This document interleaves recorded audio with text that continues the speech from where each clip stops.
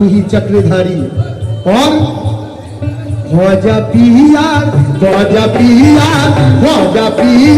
उनसे देखो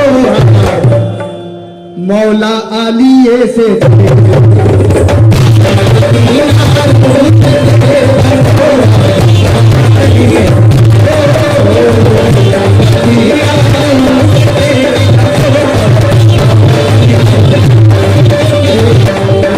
আমার দাদু এসেছে বাচ্চু গালের চাচা এক লেখক, ওনার মার্কেটে ভালো নাম আছে। আমার চাচা এসেছেন আজ উরুস মাহফিলে।